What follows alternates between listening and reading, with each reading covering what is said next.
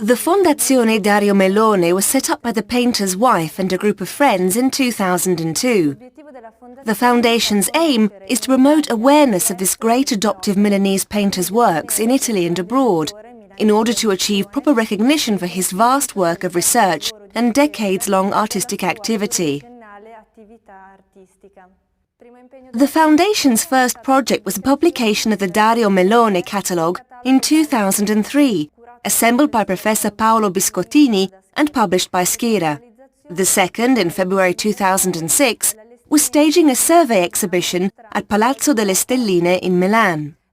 The first show, held since the painter's death in 2000, it recapitulates the author's creative career in 40 works. The next appointment in May 2006 is the transfer of the survey exhibition to the Galleria Civica d'Arte Moderna in Spoleto.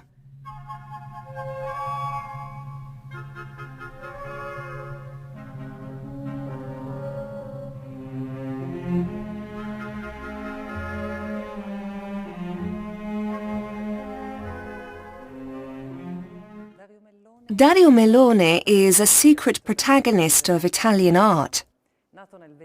Born in 1929, and we might say Milanese by adoption and training, Mellone always worked as an illustrator at Corriere della Sera, so his job allowed him to be in contact with the world of art, with the world of Milan culture, but at the same time it protected him from the glare of excessive publicity, sheltering his painting from indiscreet eyes, as it were. This has a price, of course. The price is the relative secrecy, all considered, of what he produced during his lifetime. But it also has an advantage, which is enabling a freedom of research that, in a reserved nature like his, probably wouldn't have been possible without this screen, which, although it kept him in contact with the world of culture, spared him from constant comparison with the daily currency of art in Milan and Italy as a whole. His research has a number of merits. Today, a few years after his death, as we look out over the half-century of Mellone's artistic activity,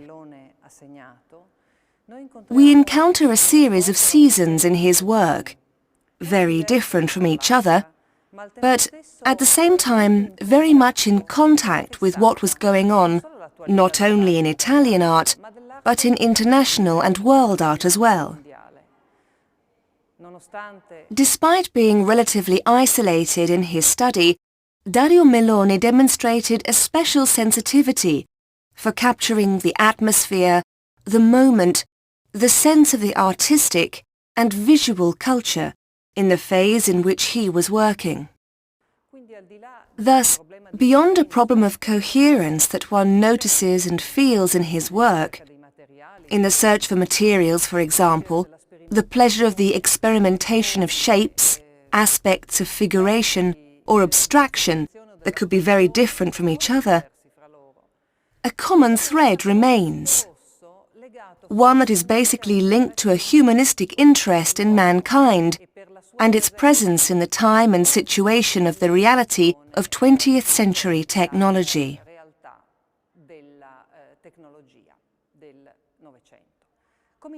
We begin this journey through Mellone's work from the start, that is, from this first season in which the artist makes his appearance in Milan, in a cultural landscape that is fundamentally dominated by existential realism. Figure in Space from 1965, A Cellular Composition from 1967, and another Figure in Space from the year before. In the mid-1960s, we can definitely say that Mellone's work is already adult. It has just come into contact with the culture of existential realism and is already interpreting it in a very original, strong manner that shows great personality and reveals what the fundamental interest and, to some extent, the unifying element of his future research will be: the relationship between man and techniques, between man and machine. In these works we find a reference to the human figure treated with that gesturality, that tension which we might call expressionist, that already characterized the leading lights of existential realism.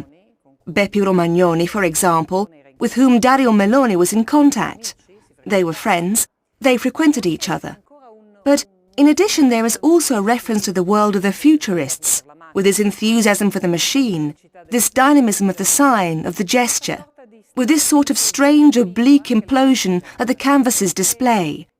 It's as if the residue of the human figure that is represented is sucked into space, into a void with an uncertain outcome, and whose contours are almost dramatic. No, this is not Jasper Johns, and these are not cross-hatchings. They are the cellular structures of Dario Mellone, painted actually a few years before, starting in 1967. And they are works that reveal a surprising affinity with this phase of the American artist's researches, the cross-hatchings painted just after 1970. Not that Johns copied Dario Mellone. I feel quite sure in saying this. It's that it was in the air somehow, this tension towards a form deployed in space, an open, abstract form that evidences a combinatorial game, absolutely fundamental for enabling Mellone to deploy what happens in terms of the deep structure of the human.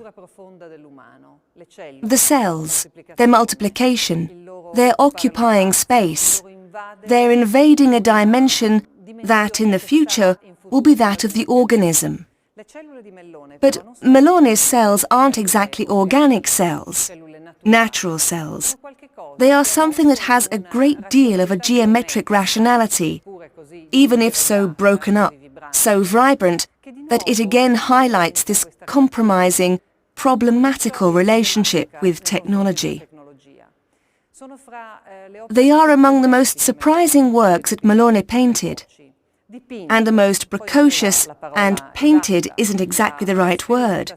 The experimentation and the pleasure of trying new materials and new techniques leads Mellone almost to construct reliefs, mobile reliefs, corrugated, then painted and photographed, that recall neo-Dada procedures and that definitely assimilated the tension of American all-over painting, making him one of the few Italian artists to have done so already in this period. All over, the full surface, the surface completely invaded by the artist's experimentation, a surface where it is no longer possible to distinguish between background and foreground, a surface that offers itself like an open field, indiscriminate and potentially unlimited. This is undoubtedly one of the great conquests of American abstract expressionism, and Mellone assimilated it in his way. He absorbed it and made it his own, one of the very few artists in Italy to do so, unheard probably, and also little understood at that time. Biomorphic figures and metaplastic blackouts.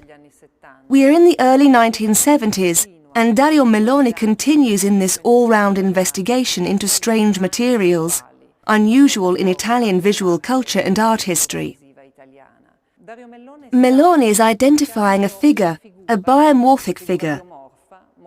Many of these chaotic meshes of flexible plastic tubes somehow compose a human figure,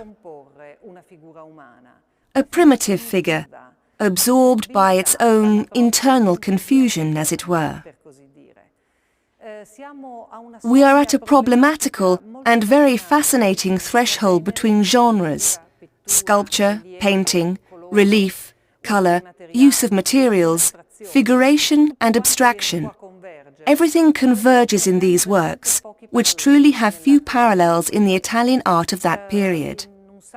In an essay that I recently devoted to Dario Mellone, I compared him to Carol Rama, the Turin artist who, going into the 1970s, also uses tubes, inner tubes from bicycles, to compose strange, soft sculptures, full of organic and declaredly erotic references that are real anomalies for Italian art, and, not by chance, would have to wait many years for their originality to be acknowledged. Unfortunately, this is the case for Dario Mellone as well, who executes these works almost in silence, almost in secret. Not that shows are lacking. There are some, but not ones able to reveal at that moment to the Italian public his greatness and his capacity to be out in front of the times. Mechanical landscapes and cities of the future. Around 1973, Dario Mellone goes back to painting, as if he has temporarily exhausted the season of the reliefs and the metaplastics and the little pink tubes, and becomes immersed again in the richness of colour and pictorial composition to produce and give shape to complex spaces. Spaces reminiscent, really, of the architecture of Antonio Santillia, of visionary futurism, of the experimentation of the avant-garde. His aim is to build and show the inhuman space in which contemporary humanity is forced to live. A sort of spaceship, floating in colour, full of odd, unusual elements. There are no houses, only pieces of machines, pipes, situations that have nothing to do with the historical past in which man has lived, and which are probably more difficult and more disagreeable to live in than humanity imagined, despite having built them. It is interesting that at this time, we are in 1973-74, these works don't display the human figure, which is one of the big themes of the recurrent presences throughout Mellone's production. In this period, though, the artist wants to give shape and body to the people's space, to the city, a city that is certainly desired, a built city, a chosen city, but a city that is not very inhabitable. And these are some of the most beautiful of all the paintings that the artist produced. No show can exhaust the richness and the complexity of an artist's work, much less when that artist is Dario Mellone, who worked for decades and decades to tell a very rich story, as I said, with different and very complex seasons. On the occasion of this show at the Fondazione delle Stelline, we have chosen to complete the itinerary through Mellone's work by following the guiding thread of one of his most recurrent creations, the human figure. So, we have selected a few prison men from the mid-1970s, which I would like to describe as the inhabitants of those cities of the future, those mechanical cities, lifeless and without humanity, that we spoke of a moment ago. The inhabitants of these cities are real forerunners of this season of art that, in the late 1980s, Jeffrey Deitch termed post-human. They are mutant beings, half machine and half men, already full of prostheses, but still mindful of the tragedy of their mortal bodies. They are works that are truly full of futurism, full of adventure, a profound gaze directed towards a future made of scientificness, genetic code mapping, mechanical prostheses, made of many, many discoveries that Dario Mellone probably, in that moment, could only intuit or imagine as science fiction.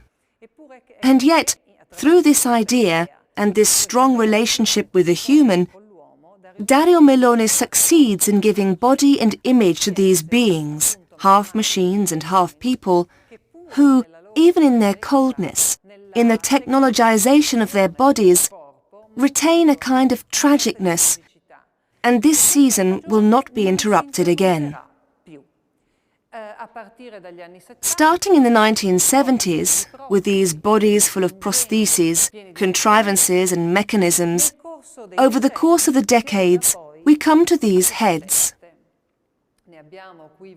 We wanted to isolate a selection of them here, but nothing more than a selection, because these heads by Mellone are very numerous and range from a purely pictorial, almost informal treatment of the surface to real moments of tragic, expressionistic reflection, à la Munch, it has been said, just as this terrible eye here behind me is a bit Munch-like. And others are compositions proper to Meccano construction, with collage and assemblage elements taken from the world of ironmongery.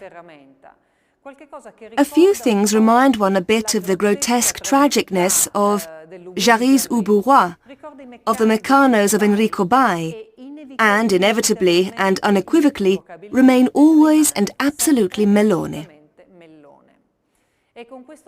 It is with this message, in part of hope, in part of tragedy, that the artist wanted to conclude his brilliant, extraordinary career, entrusting once again to painting, to abstract painting, almost the last message of confidence in colour and of adherence to and love for what was his first language, painting.